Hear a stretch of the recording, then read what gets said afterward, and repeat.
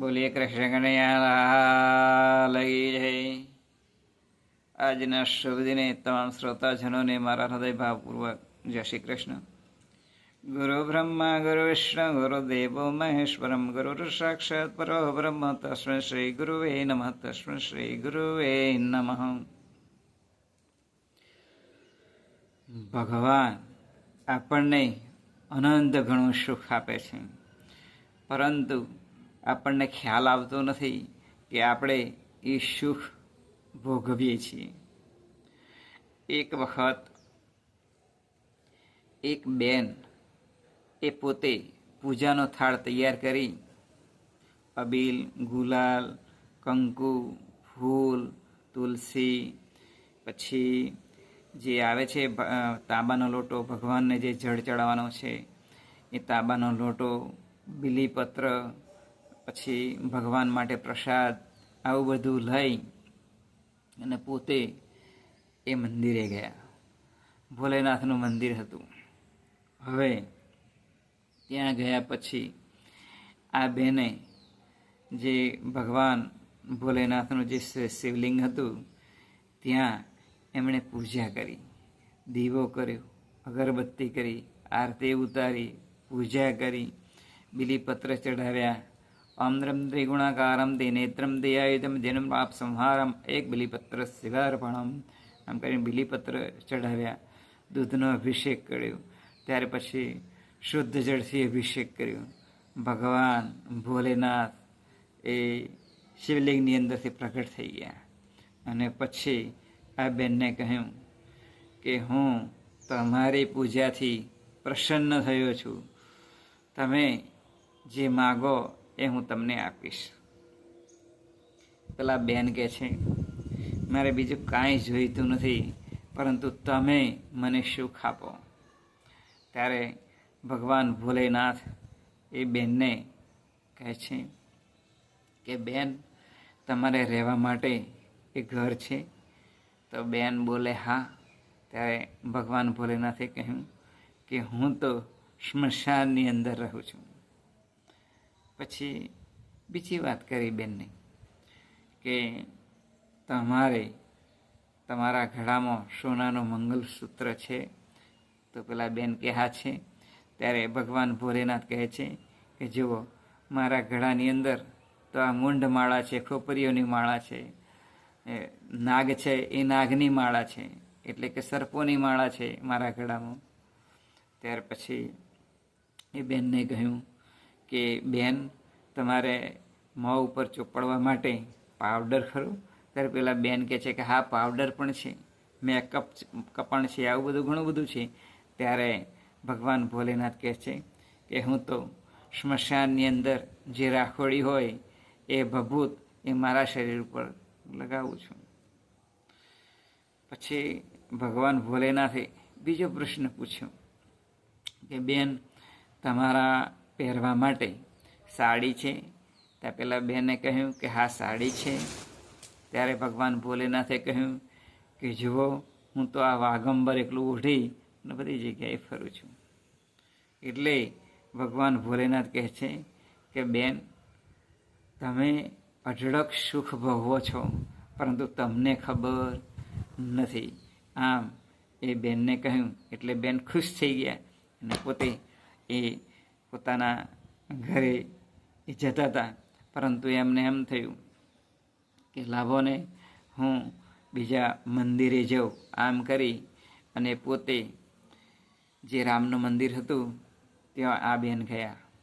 એટલે રામને આરાધના કરી, અગરબત્તી કરી, શ્રીફળ વધેર્યું, આરતી ઉતારી, ફૂલ ચડાવ્યા, ફૂલનો હાર ચડાવ્યો રામને જે મૂર્તિ હતી ત્યાં.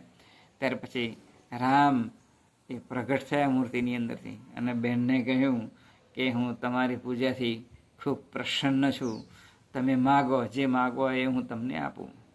ત્યાર પછી પેલા બેન કહે છે કે તમે ભગવાન રામ મને સુખ આપો.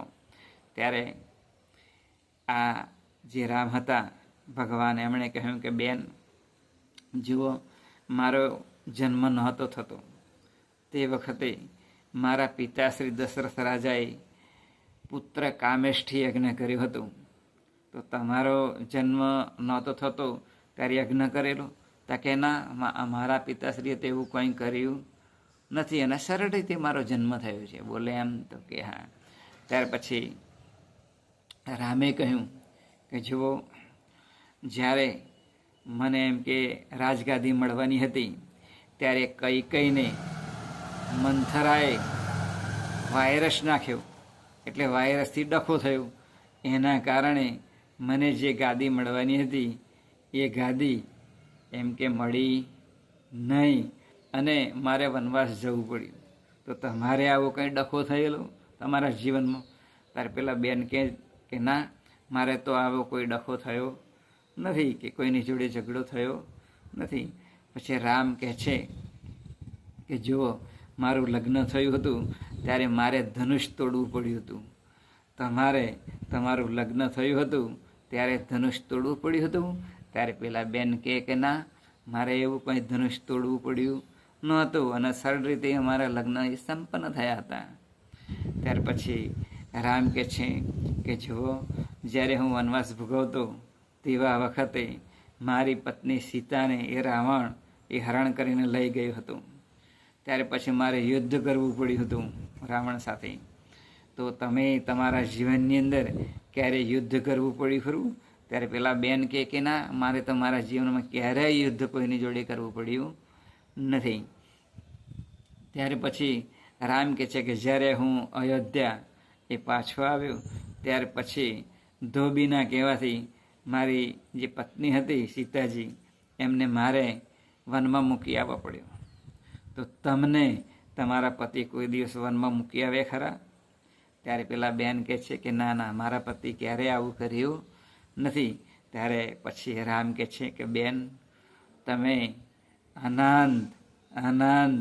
અનંત ઘણા સુખી છો, પરંતુ તમને પોતાને ખ્યાલ નથી.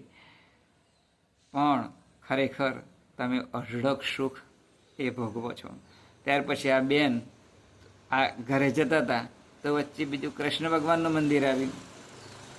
તો કૃષ્ણ ભગવાનના મંદિરે ગયા અને પછી ત્યાં પણ કૃષ્ણ ભગવાનની જે મૂર્તિ હતી ત્યાં એમણે અગરબત્તી કરી, શ્રીફળ વધેર્યું, આરતી ઉતારી અને તુલસીનો હાર પહેરાવ્યો. ત્યાર પછી મૂર્તિની અંદરથી ભગવાન શ્રી કૃષ્ણ પ્રગટ થયા અને પછી પેલા બહેનને કહ્યું કે તમે માગો, જે માગો તે હું આપું. ત્યારે પેલા બહેન કહે છે કે મારે સુખ જોઈએ છે. જુઓ, પહેલાં એમને સુખ એ કોણે સમજાવ્યું? શંકર ભગવાને સમજાવ્યું. પછી રામે સમજાવ્યું. હવે આ ભગવાન કૃષ્ણ પાસે આવ્યા છે તો ભગવાન કૃષ્ણ કહે છે કે જુઓ, મારો જન્મ એ જેલની અંદર થયો હતો, તમારો જન્મ એ જેલમાં થયો હતો? પેલા બેન કે ના, મારો જન્મ જેલમાં થયો નથી. ત્યાર પછી ભગવાન કૃષ્ણ કહે છે કે મને રાતોરાત એ ગોકુળની અંદર મૂકી આવ્યા હતા, મથુરાની અંદરથી, જેલની અંદરથી. તો તમારે તમારા જીવનમાં આવું બન્યું ખરું? જન્મ થયો તો ત્યારે પેલા બેન કે ના, મારે તમારા જીવનમાં આવું કંઈ બન્યું નથી. ત્યારે ભગવાન કૃષ્ણ કહે છે કે મને તો મારા મામાએ ઘણો બધો રમકડો એટલે કે રાક્ષસો એ મારો નાશ કરવા માટે મોકલ્યા હતા. તો તમારા મામાએ એવું તમારા ઉપર કંઈ કર્યું ખરું? ત્યારે પેલા બેન કહે છે કે ના ના, મારા મામાએ કંઈ કર્યું નથી. ત્યારે આ ભગવાન કૃષ્ણ કહે છે એ ઘણા અસુરોનો મારે એ નાશ કરવો પડ્યો હતો. તો તમે તમારા જીવનમાં કોઈ અસુરોનો નાશ કર્યો છે? ત્યારે પેલા બેન કહે છે કે ના ના, મારા મામાએ આવા કોઈ દુશ્મનો મોકલ્યા નથી અને મેં કોઈ આવી રીતે કોઈનો રાક્ષસોનો પણ મેં નાશ કર્યો નથી. ત્યારે ભગવાન કૃષ્ણ એ પેલા બેનને કહે છે કે જુઓ, તમારે આવું દુઃખ એ સહન કરવું પડ્યું નથી. જ્યારે તમે તો ખૂબ સુખી છો. આમ કૃષ્ણ ભગવાનને પણ એ બેનને સમજ આપી સુખની. તો એ બેનને પોતાના અંતરાત્માથી, પોતાના અંતઃકરણથી આનંદના ફુવારા છૂટ્યા. વાહ વાહ વાહ, હું કેટલું બધું સુખ ભોગવું છું. આમ પોતે સુખ ભોગવતા હોવા છતાં પણ તેમનામાં અજ્ઞાનતા હતી અને ભગવાન પાસે એ સુખ માગતા હતા, પરંતુ ભગવાને તો પહેલેથી જ એમને સુખ આપી દીધું હતું. આમ દરેક જનને ભગવાન અનંત ઘણું સુખ આપે છે, પરંતુ એ ભોગવતો પણ ભગવાનને યાદ કરતા નથી. તો ખરેખર આટલું બધું ભગવાને આપણને સુખ આપ્યું હોય અને ઓહો થતું હોય તો આપણે પણ ભગવાનની આરાધના, ભક્તિ, પૂજા એ કરવી જોઈએ. એ જ આજના શુભ દિને પ્રાર્થના બોલી. કૃષ્ણ કનૈયા લાલ કી જય.